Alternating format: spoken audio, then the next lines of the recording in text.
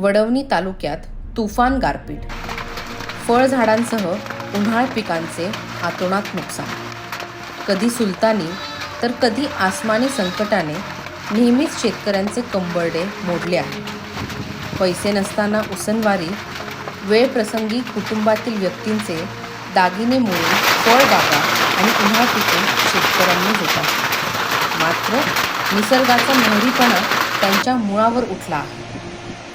बीड जिल्ह्याच्या वडवणी तालुक्यातील ग्रामीण भागात गुरुवारी दुपारनंतर तुफान गारपीट झाली. छोटे नदी आणि नाले झालेल्या पावसाने तुडुंब बहरून वाहले. या अवकाळी पावसामध्ये फळबागांसह उन्हाळ पिकांचे अतोनात नुकसान झाले. हवामान विभागाने गेल्या 2 ते 3 दिवसांपासून राज्यात अवकाळी पाऊस होईल असा अंदाज सांगितला होता.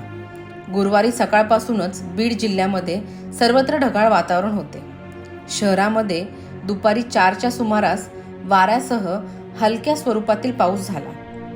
तर वडवणी तालुक्यातील इतर भागातही दुपारनंतर तुफान गारपीट झाली. वादळी वाऱ्यासह झालेल्या पावसाने छोटी नदी आणि नाल्यांना पाणी आले होते.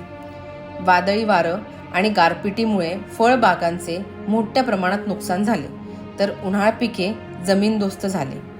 त्यामुळे शेतकऱ्यांचे अतोनात नुकसान झाले आहे.